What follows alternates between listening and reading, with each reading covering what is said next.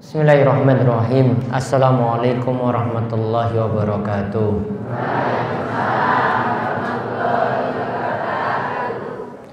Innal hamdalillah nahmaduhu wa nasta'inuhu wa nastaghfiruh wa na'udzu billahi min syururi anfusina wa min sayyiati a'malina.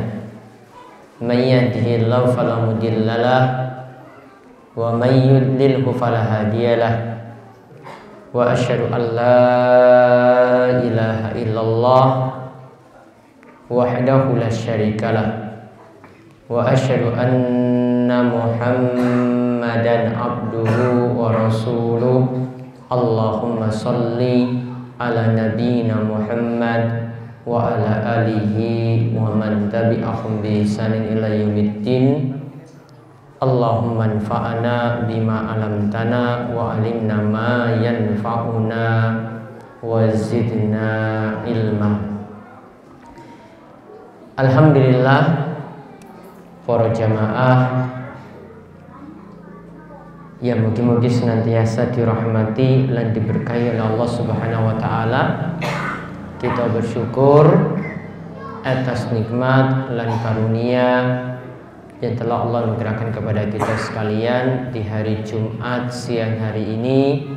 Kita semua masih diberikan sehat, umur panjang, dan Allah masih memberikan kita taufik dan hidayah sehingga bisa hadir kembali dalam pengawasan rutin setiap Jumat PON di kesempatan kali ini. Alhamdulillah, ini suatu nikmat yang besar. Kita juga dapat berada di Masjid Al-Amin Gabuk Kiri Cahyo yang direncanakan kapan Pak Camat akan diresmikan?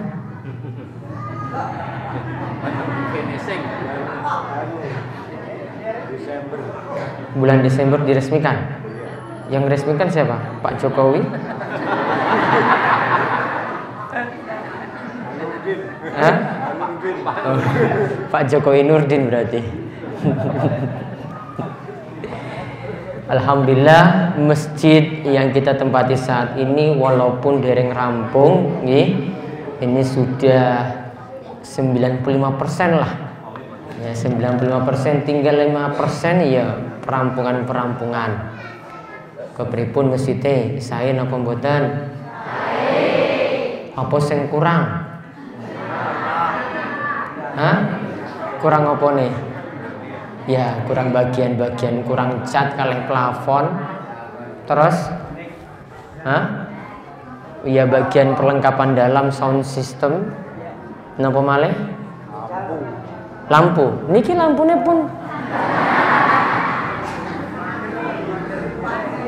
Hah?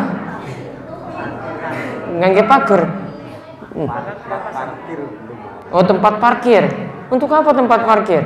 Mobilnya Pak Camat wae ning kono kok mobilnya butuh parkir. Ya wis kari jamaah iki kepiye iso ngisi apa ora? Kan sesuai syarat. Kemarin wis disetujui toh jamaah salat subuh minimalnya 40. Jamaah salat subuh minimalnya 40. Salat Jumat 200 berarti. Salat Jumat ya 200 ki cukup. Namun syarat untuk salat subuh berapa tadi? 40 jamaah. Ini kira-kira sudah terpenuhi apa belum 40 jamaah? Apa grup papat? Hah?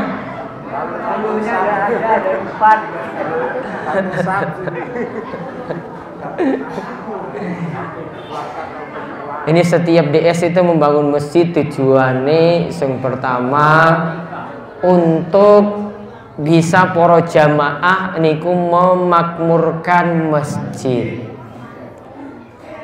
Misalnya sebelum dibangun masjidnya itu cuma dihadiri oleh 3 orang, sing siji ki imam, sing nomor kalih iki muazin, nomor 3 makmum wedok malahan. Ya. Nanti setelah ini dibangun tujuannya ingin makmurkan. Makmurkan berarti jamaahnya harus tambah banyak. Nggih, jamaahnya harus tambah banyak.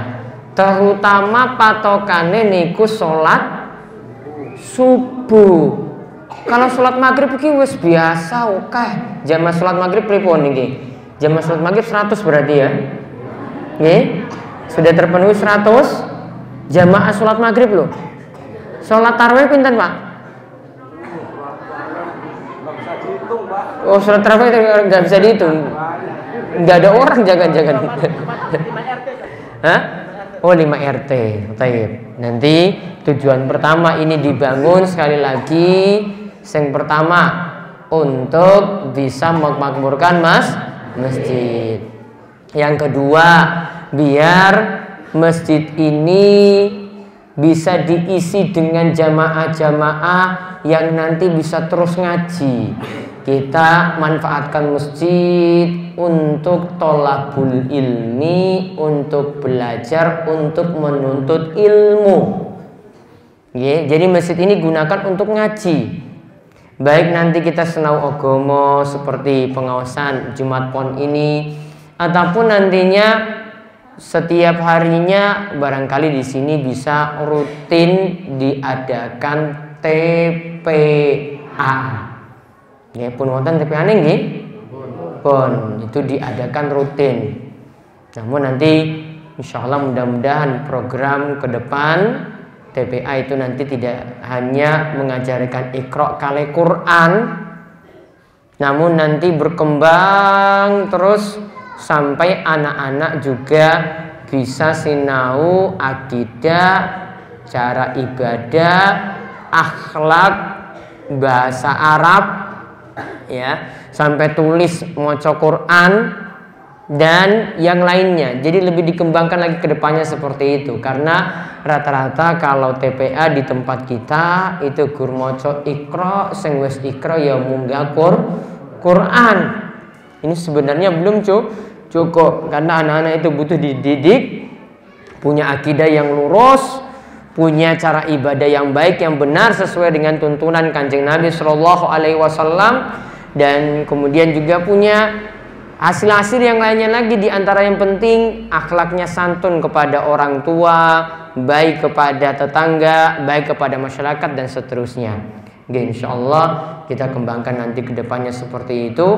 Mudah-mudahan membawa berkah bagi seluruh warga Giri Cahaya, begitu juga seluruh warga Purwosari yang ada di sini. Untuk kali ini kita akan mengupas beberapa hukum sing kaitannya dengan masjid. Karena ini kita tempati masjid anyar, masjid baru, perlu dipahami wonten beberapa hukum sing kaitannya dengan masjid. Yang pertama perlu dipahami apa sing dimaksud masjid. Kalau kita lihat saat ini masjid ini bangunan seperti ini. Namun kalau diterangkan oleh para ulama, yang namanya masjid huwa kullu maudhi'in minal ard. Seluruh tempat yang ada di muka bumi yang boleh kita gunakan untuk sholat. Seluruh tempat di muka bumi yang ini boleh kita gunakan untuk sholat. Sebagaimana kata Nabi SAW, ju'ilat lil ardu masjidan wa tahura. Aku telah menjadikan, kata Nabi SAW, aku telah dijadikan untuk seluruh tempat di muka bumi ini, semuanya boleh dijadikan tempat sholat. Semua tanah yang ada boleh digunakan untuk bersuci. Bersuci yang dimaksud itu artinya tayamum. Jadi seluruh tanah di muka bumi ini yang ada di permukaan bumi boleh digunakan untuk tayamum. Jadi masjid itu tempat untuk melaksanakan sholat. Ada yang dimaksud bangunan seperti yang kita tempati saat ini. Ada yang di luar. Di rumah kita juga bisa kita gunakan untuk tempat sholat. Namun kalau kita membahas masjid secara khusus, maka yang dimaksud masjid bangunan yang digunakan untuk sholat 5 waktu. Nah sekarang perhatikan ada beberapa aturan yang bisa kita lihat dan ini kaitannya dengan masjid. Yang pertama, masjid itu hendaklah dijaga kebersihannya. Yang pertama, masjid itu hendaklah dijaga kebersihan. Jadi masjid ini sama seperti rumah kita. Rumah kita itu kita pengen bersih, disapu terus, maka masjid yang kita gunakan untuk ibadah pada Allah Subhanahu wa taala juga kita wajib jaga kebersihan. Coba lihat di sini wonten hadis saking Aisyah. Aisyah radhiyallahu anha itu berkata, amara Rasulullah sallallahu alaihi wasallam bi bina'il masajid fid dur. Rasul SAW memerintahkan untuk bangun masjid-masjid itu di perkampungan. Kan Giri Cahyo ya, khususnya Gabuk ini masuk perkampungan. Maka Rasul perintahkan ada masjid di setiap perkampungan. Wa antunazzofa, dan masjid tadi itu hendaklah selalu dijaga kebersihannya. Harus bersih. Nggak boleh ada telek di sini, nggak boleh ada bekas-bekas kencing dalam masjid, nggak boleh ada debu-debu yang membuat orang sudah nggak enak lagi untuk sholat. Contoh lagi, apalagi kalau masjidnya itu nggak pernah diisi, yang ada cuma telek apa? Nah, itu tanda masjidnya nggak pernah makmur, nggak pernah diisi. Jadi tolong jangan malah masjidnya itu kotor bukan karena kita nggak pernah bersihkan, ya memang karena kita tidak pernah datang di masjid.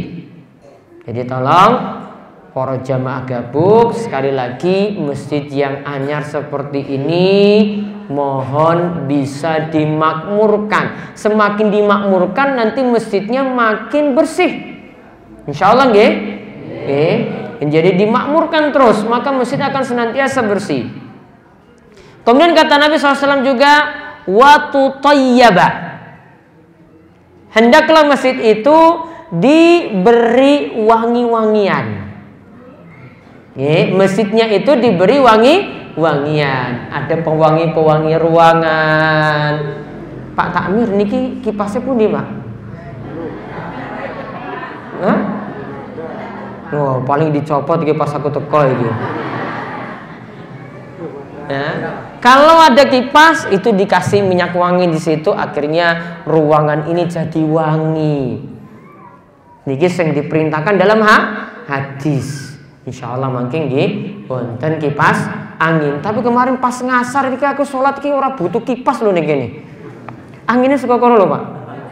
Langsung masuk. Masya Allah seger banget lho gini. Ya Allah silir sekali. Turunin kene kepenak banget loh. Kapan-kapan ya kalau nginap ya. Dan ini iya ini suasana ini bagus sekali nih Masya Allah. Dari ini selatan nih. Dari selatan itu ya masuk angin yang seger sekali. Ya. Jadi sebenarnya orang butuh kipas. Apalagi AC. Nih orang butuh. Ya, jadi nggak butuh kipas berarti orang di ACC. Cukup sound system mawon, ya sound system, iya, boros listrik nih kipas, ke sound system mawon Yang kedua, tadi masjid bersih, masjid tetap wangi. Hadis tadi itu diriwayatkan oleh Imam Ahmad, Abu Dawud, Tirmizi, namun dikatakan hadis ini mursal. Sahihnya itu adalah mursal, cuma perkataan tabi'in sampai pada Nabi SAW. Kemudian yang kedua, masjid ini tidak boleh bersatu dengan kuburan. Masjid itu tidak boleh dibuat satu dengan kuburan. Contoh misalnya sebagian ahli wakaf yang mewakafkan masjid kadang memberikan wasiat seperti ini. Kalau besok bapak itu mati, tolong nanti dikuburkan di arah kiblat dari masjid ini, ya, karena dulu bapak sing wakaf untuk tanah masjid. Jadi diminta supaya dikuburkan di area masjid, tepatnya di arah kiblat tadi. Seperti ini tidak dibolehkan karena masjid itu untuk kita ibadah pada Allah. Kuburan dahulu itu biasanya disembah-sembah oleh tiang musyrik, sehingga yang namanya kubur dan masjid tidak boleh jadi satu. Yang namanya kubur dan masjid tidak boleh jadi satu. Maka Nabi SAW itu katakan, lihat dari hadis Abu Hurairah radhiyallahu anhu, ia berkata bahwasanya Rasulullah SAW bersabda, qatalallahu liyahuda, moga Allah itu menganjurkan orang-orang Yahudi, ittakhadhu qubura anbiya'ihim masajida. Mereka sungguh sangat keterlaluan, mereka menjadikan kubur-kubur nabi mereka itu dijadikan masjid. Sing asline kuburan itu malah didirikan di atasnya itu masjid. Artinya masjid itu jadi satu dengan kuburan. Seperti ini nggak boleh. Apalagi kuburannya itu seorang wali atau kuburannya itu tiang soleh. Kenapa tidak boleh? Karena nanti ketika kita masuk masjid, rasa pengagungan kita itu pada Allah berkurang, kita malah agungkan kiai, wali, atau orang soleh yang mati yang dikuburkan di masjid tersebut. Hadis tadi ini muttafaqun alaih, diriwayatkan oleh Imam Bukhari dan Muslim, dan dalam riwayat Muslim ditambahkan lafaz Allah juga melaknat orang-orang Nasrani. Allah juga mengutuk orang-orang Nasrani. Berarti aturan yang kedua, masjid tidak boleh bersatu dengan kuburan. Karena kubur aslinya tidak ada ibadah. Maka Nabi SAW itu katakan, hendaklah kalian melakukan sholat itu di rumah kalian kecuali untuk sholat wajib, maka lakukanlah di masjid. Sholat itu dilakukan di masjid. Dan Nabi SAW itu katakan, janganlah jadikan rumah kalian seperti kuburan, karena memang di kuburan itu tidak ada ibadah-ibadah khusus. Di kuburan itu tidak ada ibadah-ibadah khusus. Khusus di kuburan kita itu banyak-banyak ingat mati ketika kita berziarah, namun untuk ibadah, sholat, untuk sedekah, untuk melaksanakan sholat wajib, sholat sunnah, semuanya itu kita lakukan di masjid. Maka jadikanlah tempat ini, yaitu tempat rumah Allah, masjid ini, sebagai tempat untuk melakukan ibadah. Itu aturan yang kedua. Aturan nomor 3, masjid tidak boleh jadi lahan bisnis, tidak boleh di dalamnya itu ada jual beli. Di dalam masjid itu tidak boleh ada jual beli. Contoh sederhana, misalnya ono bakul pulsa, masuk di masjid, Mas, aku arek tuku pulsamu. Oh nggih, saiki 10.000 pira hargane? 12 nggih? 12. Nah, misalnya pas di masjid ini tak bayar 12.000. Tolong berikan saya pulsa untuk nomor sekian sekian sekian. Aturannya di masjid tidak boleh dilakukan jual beli. Coba lihat kata Nabi SAW, sampai Nabi katakan mugi-mugi orang yang melakukan jual beli di masjid itu tidak pernah dapat untung. Coba lihat nggih, kata Kanjeng Nabi SAW. Hadisnya itu dari sahabat Abu Hurairah radhiyallahu anhu, bahwasanya Rasulullah sallallahu alaihi wasallam bersabda, "Idza ra'aitum may yabi'a aw yabta'u fil masjidi." Siapa saja yang melihat orang itu melakukan jual atau membeli sesuatu di masjid, fil masjid, di masjid, beli sesuatu apa jual sesuatu. Ingat, berarti kaitannya dengan jual beli. Kalau arisan ten masjid niku jual beli napa mboten? Mboten nggih. Arisan itu bukan jual beli, tetap masih dibolehkan di sini, enggak sampai dilarang. Yang dilarang itu lakukan jual beli. Fakulu, maka kata Nabi SAW, kalau engkau lihat orang yang lakukan jual beli di masjid, katakanlah padanya, la arbahallahu tijaratan. Mugi-mugi Allah tidak akan memberikan kepadamu keuntungan. Mudah-mudahan Allah nggak akan beri bati untukmu, tidak akan beri keuntungan untukmu. Artinya didoakan tidak dapat untung, didoakan biar cepat bangkrut. Biar cepat apa? Bangkrut. Hadis ini diriwayatkan oleh Imam Nasai dan Tirmizi, hadisnya niku hasan. Maka kesimpulannya gimana tadi? Berarti salah satu larangan lagi di masjid, tidak boleh melakukan jual beli. Ya, transaksi jual beli tanah lemah enggak boleh. Transaksi jual beli pulsa enggak boleh. Transaksi jual beli tuku beras murah nggak boleh, karena di sini para ulama katakan masjid itu bukan untuk perdagangan dunia, masjid itu untuk perdagangan akhirat, untuk golek pahala, bukan untuk golek bati dunia, bukan untuk keuntungan dunia. Itu yang ketiga. Kemudian yang keempat, ini diperhatikan lagi. Masjid tidak boleh diberi perhiasan yang berlebihan, terlalu mubazir.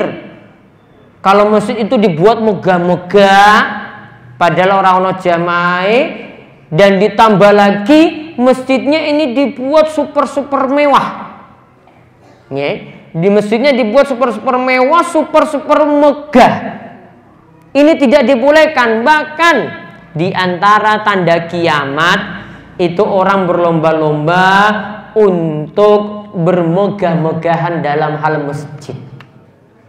Coba perhatikan hadis saking Kanjeng Nabi Shallallahu Alaihi Wasallam berikut ini, yaitu hadisnya itu saking sahabat Anas radhiyallahu anhu. Rasulullah Shallallahu Alaihi Wasallam bersabda, la taqumu sa'atu hatta yatabahan nasu fil masjidi. Kiamat itu tidak akan datang sampai di antara manusia, yaitu kaum muslimin, itu berlomba-lomba ingin megah. Manakah di antara mereka punya masjid yang paling apik, punya masjid yang paling megah. Dibuat ornamen-ornamen, dibuat hiasan-hiasan yang terlalu dilihat mubazir, boros. Padahal hiasan-hiasan tadi ke orang manfaat. Jadi masjid itu nggak perlu butuh tulisan-tulisan yang banyak sekelilingnya, nggak perlu. Catnya kalau putih semua, putih biasa, itu wes cukup. Karena yang dituntut dari masjid, kita itu masuk masjid langsung mengingat Allah. Kalau masjid itu dibuat super megah, orang masuk masjid cuma kagum saja. Gumun, wah masjid iki apik tenan loh. Namun rasa takutnya pada Allah, tertariknya untuk ibadah, untuk kembali pada Allah, tunduk pada Allah Subhanahu wa taala nggak ada lagi karena masjidnya dibuat terlalu megah. Tadi dikatakan di antara tanda kiamat. Berarti kiamat ki wis cerah apa urung? Ya, pun. Karena masjid itu rata-rata sekarang ada yang tidak mempertimbangkan juga jamaah. Jamaahnya gursa RT namun masjidnya itu dibuat super megah sekali. Padahal kalau isi sholat 5 waktu guru wong telu, ya bapak-bapak 1, ibu-ibunya 2. Kan biasanya jamaah ibu-ibu sing ngokeh ya toh? Iya. Tidak ada manfaat lagi seperti itu. Bahkan di sini juga Nabi Shallallahu Alaihi Wasallam juga ingatkan.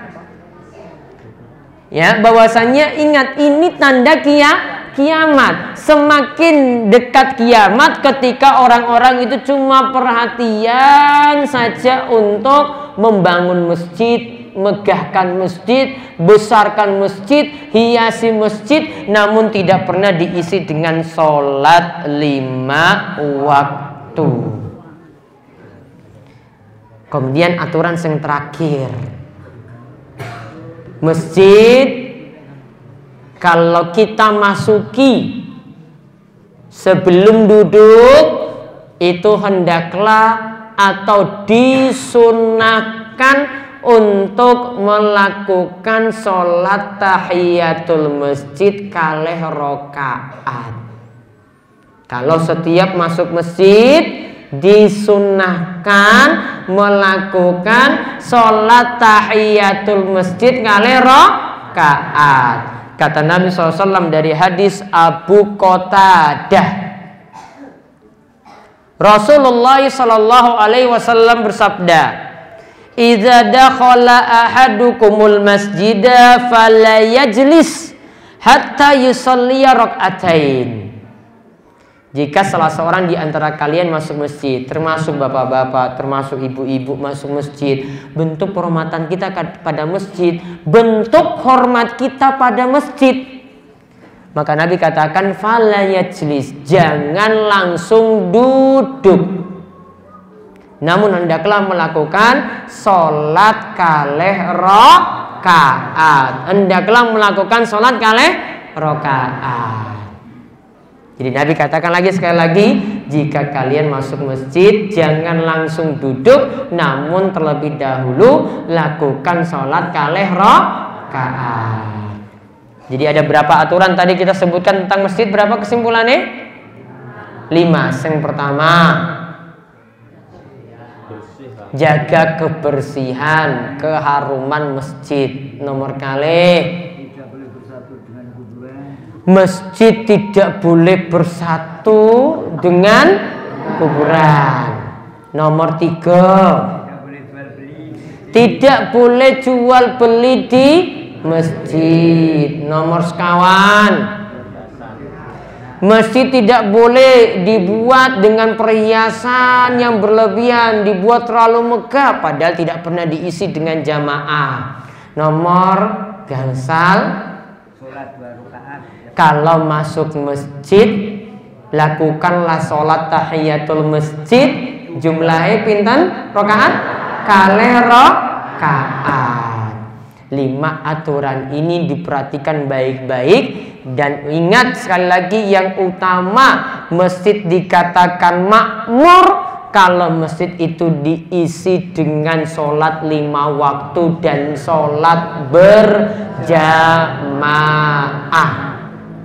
Masjid ini dikatakan makmur kalau masjid tersebut diisi dengan sholat berjamaah.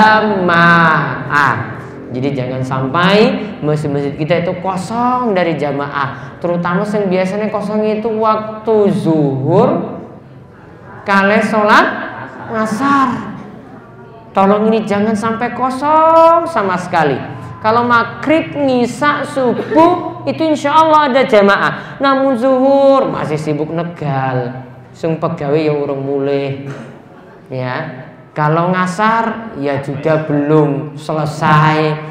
Ya, maghrib itu baru sibuk. Nggih, tolong ada yang tetap memperhatikan kemakmuran masjid biar Allah memberikan keberkahan yang banyak kepada kita sekalian. Allahumma amin. Nggih niku mawon untuk pengawasan saking kula, mudah-mudahan bermanfaat. Wonten pertanyaan? Pak Muji? Nggih monggo. Wajah lama itu Ustaz. Ya, wajah lama lagi. Assalamualaikum warahmatullahi wabarakatuh. Waalaikumsalam. Ada beberapa yang saya tangkap menarik sekali. Tidak boleh untuk kuburan beliau baginda Rasulullah SAW.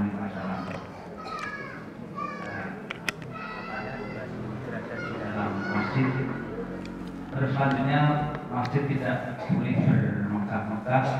Katanya masjid-masjid yang ada di Mekah dan Madinah itu bahkan ada yang berubah emas.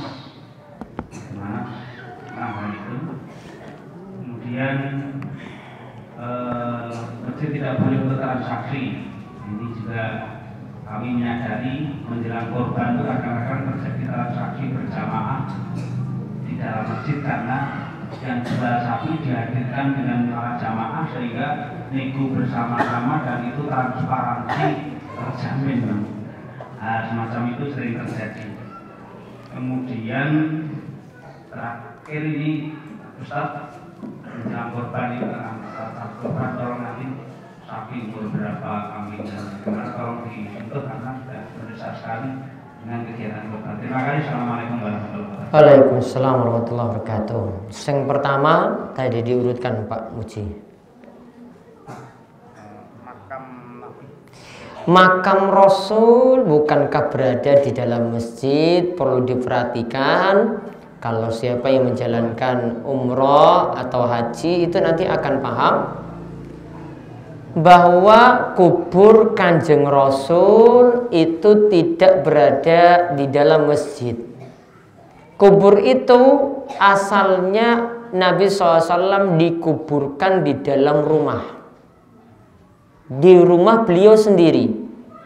Dan rumah Nabi SAW itu berdampingan dengan Masjid Nabawi. Makanya kita tahu kalau itu rumah beliau, maka ketika masjid itu diperluas, rumah beliau tetap dipagar,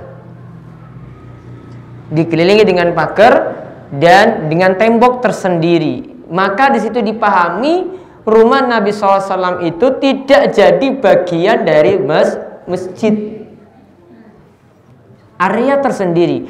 Namun ketika mengalami perluasan dahulu, akhirnya masjidnya itu diperluas sampai rumah Nabi Shallallahu Alaihi Wasallam, sehingga orang-orang itu menyangka kubur Nabi di dalam Masjid Nabawi, padahal kubur Nabi itu di rumah beliau sendiri. Apa alasannya kok Nabi Shallallahu Alaihi Wasallam matine kok dikubur dalam rumah? Coba lihat, ada kiai yang meninggal dunia, mati. Ketika dikubur di luar rumah, coba lihat kuburnya, tanahnya ambles enggak? Pernah dengar ada berita kuburan kiai itu tanahnya ambles, tanahnya itu jadi makin lama makin hilang. Ya, diambil oleh orang-orang yang ziarah. Ya, setiap orang datang ambil, setiap orang datang lagi ambil. Akhirnya itu habis. Coba kubur Nabi Sallallahu Alaihi Wasallam itu ditaruh di luar rumah. Bagaimana lagi kubur Nabi? Ini saja dengan kiai, tanah kuburannya bisa habis.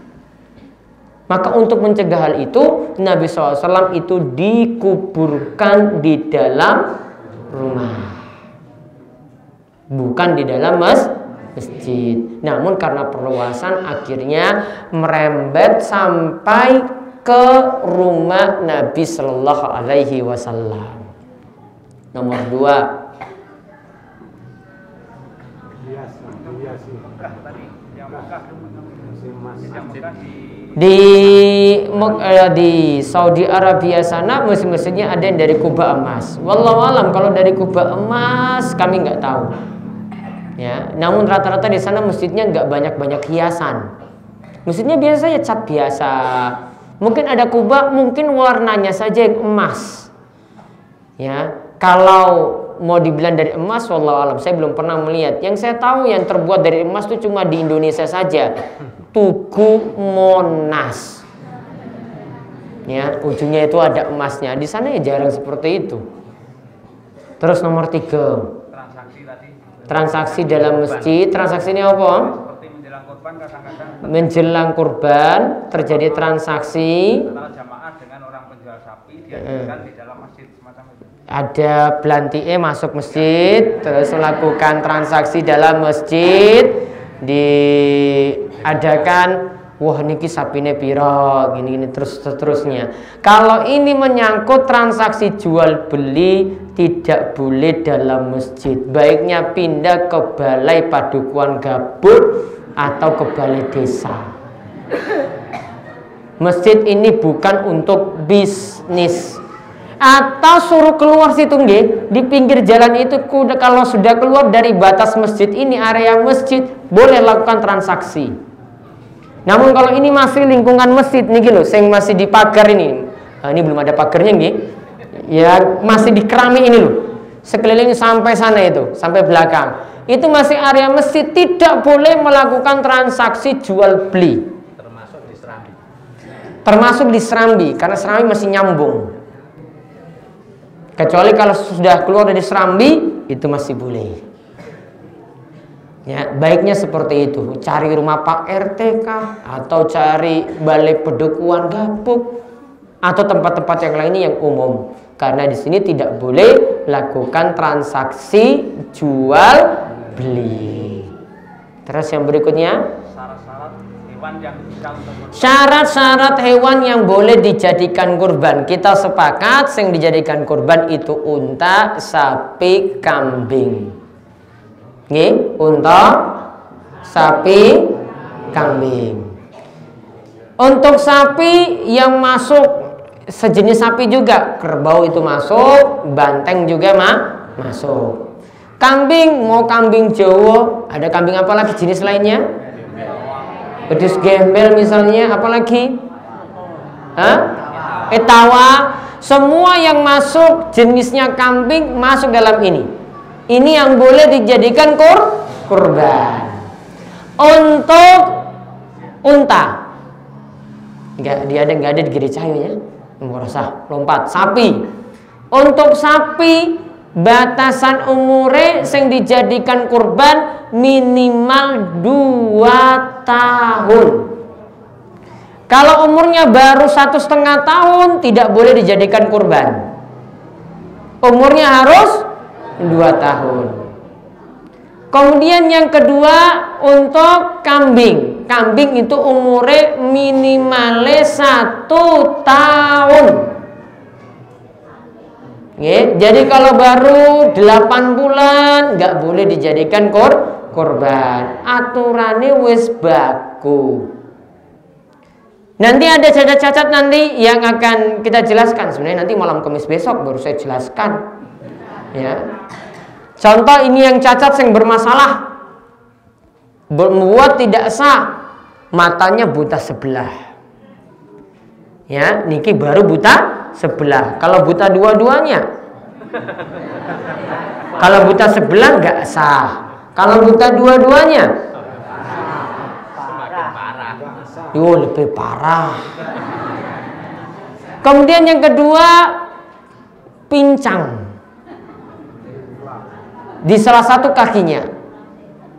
Apalagi sampai dua-duanya atau empat kakinya itu pincang, nggak bisa jalan, atau salah satunya itu terpotong, tidak boleh dijadikan kurban. Yang ketiga, yang tidak boleh dijadikan kurban, yang tidak sah, hewan yang sakit, yang jelas sakitnya. Namun kalau matanya itu cuma Kayak manusia itu apa? Matanya sakit, mata itu apa? Pembelean. Itu kadang untuk menyesuaikan dengan lingkungan, mungkin diimpor saking Imogiri, datang ke sini kok tiba-tiba kok cuaca di Giri Cahyo ini kok kedinginan, akhirnya matanya itu belean. Seperti itu masih tetap sah. Yang jadi masalah kalau sakitnya ini buat kualitas dagingnya itu jadi turun. Kalau udah punya tanduk itu bugul. Kalau tanduknya itu pecah atau tanduknya itu patah atau aslinya dulu itu punya dua, akhirnya hilang dua-duanya, mungkin belantiknya potong gitu dipakai untuk jimat-jimat atau apa gitu, tetap masih sah. Hewan ini dalam bahasa Arab dikenal dengan al-jalja. Al-jalja ini hewan yang tidak punya tanduk lagi, tanduknya sudah patah, dua-duanya tetap masih sah untuk dijadikan kurban. Yang keempat, yang tidak sah lagi kalau hewannya sangat-sangat kurus. Kalau manusia sangat kurus, payu enggak? Ya, misalnya demonika ini kurus kering sekali. Manusia saja orang payu loh. Ya, masa seperti ini mau dijadikan kurban? Ya, ada kambing seperti kok dijadikan kurban, tinggal tulang kurus kering, nggak ada sumsum tulang, mau dimakan apanya? Maka tidak boleh dijadikan kurban. Ya, ini tidak boleh dijadikan kurban. Namun ada yang masih dibolehkan kata ulama mazhab Syafi'i. Hewan itu kan punya biji pelir. Nggih, ada berapa? Dua. Nggih. Apa namanya? Torpedo. Ya. Ada dua biji pelirnya kan. Kadang cuma tinggal satu. Kita sebut dengan apa? Sanglir. Untuk hewan yang sanglir tadi masih sah untuk dijadikan kurban. Sini ada belantik-belantik iki kudu paham loh iki. Iku tetap sah. Ya, itu tetap sah. Namun harganya turun. Ya. Namun kalau dijadikan kurban tetap sah. Yang jenisnya tidak punya tanduk tapi memang tidak punya. Kalau nggak punya tanduknya, memang dari sononya yang nggak punya, tetap boleh dijadikan kurban. Iya. Penjelasan lengkapnya nanti ada pengawasan khusus takmir, namun bukan malam Senin besok, ditunda tanggal 4. Ya, tanggal 4 nanti. Minggu berikutnya lagi. Termasuk betina ya. Kalau kambingnya niku wedok betina boleh dijadikan kurban dan tetap sah. Ya, jadi tetap boleh dijadikan kurban. Jantan ataupun betina boleh dijadikan kurban. Ada lagi? Wonten?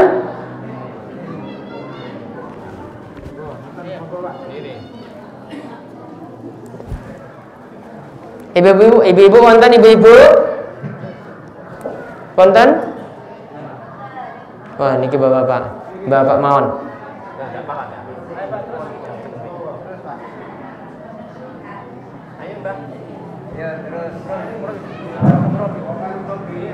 Assalamualaikum warahmatullahi wabarakatuh. Waalaikumsalam warahmatullahi wabarakatuh. Ustaz, yang saya tanyakan itu mengenai tema tadi, seperti di dalam masjid tidak boleh bertransaksi. Tapi Ustaz tadi sudah mengatakan bahwa di masjid itu boleh untuk kegiatan arisan. Dan yang saya tanyakan di sini, apabila di dalam masjid itu untuk transaksi arisan, tapi dia itu memperkembangkan adanya tabungan uang itu dikelola di dalam masjid, itu boleh atau tidak? Jadi tabungannya dikelola dalam masjid. Masih boleh. Yang penting situ nggak ada ibu-ibu nanti jualan tas-tas, jualan baju, jualan apa meneh? Ya, jualan mungkin kredit-kredit nggak boleh. Ya. Namun kalau arisan cuma utang piutang boleh. Yang satu lagi ini dari yaitu mengenai hewan korban. Apabila kambing itu terjadi ciri tetapi tidak dari takdir, jadi yang ditanyakan apabila kambing itu sebelum dipotong ajak situ terus lantas ada desakan sama temennya akhirnya patah, itu masih boleh atau tidak? Kalau patah tidak boleh, ya. Terutama di sini patahnya itu membuat sulit jalan. Kalau sudah kelihatan sulit jalan, cuma diam di tempat, tidak bisa dijadikan kurban. Makanya hewan kurban sebelum hari H dijaga baik-baik. Jangan sampai ada yang tiba-tiba dalam kandang itu masuk kakinya sehingga jadi patah. Kadang kan kambing itu nggak tenang seperti itu, maka dijaga baik-baik. Jangan sampai ada yang kecelakaan seperti itu. Wonten malih. Kalau patahnya wis sembuh, wis mari, boleh dijadikan kurban. Assalamualaikum warahmatullahi wabarakatuh. Waalaikumsalam warahmatullahi wabarakatuh. Ini mau saya tanya Pak Ustaz. Ini ada suatu orang tentang sholat itu tidak bisa ke masjid, ke pasar itu pas maghrib atau pas isya. Lalu dia tuh karena sendirian, itu suratnya pakai surat Yasin itu bisa apa enggak itu? Yasinnya gimana? Baca semua apa seayat tok? Itu surat Yasin itu suratnya. Boleh. Ya begitu ya saya tanya. Jadi kalau ingin membaca dalam sholat setelah Al-Fatihah kita ingin maca surat, boleh membaca surat apapun. Ya, membaca surat Yasinnya boleh, membaca surat Al-Kahfi juga boleh, membaca surat Kul juga boleh, baca surat Wal Asri juga boleh, Inna Ataina Al-Kausar juga boleh. Jadi surat-surat sakti tadi sing ringkas-ringkas semuanya boleh untuk dibaca. Yang panjang-panjang juga semuanya boleh dibaca, termasuk surat Yasin. Ada lagi terakhir. Namun Al-Fatihah ini wajib nih. Ya. Betul? Betul, Bu. Sampun. Sampun. Sampun? Pak Camat? Betul nggih? Nggih niku mawon untuk pengawasan sore hari ini, mugi-mugi manfaat. Insyaallah di pertemuan berikutnya lagi sing pengawasan Jumat pon berarti kembali ke Juruk. Apa ke Pak Mariono? Ya. Juruk dulu. Kan Pak Muji juga belum pulang.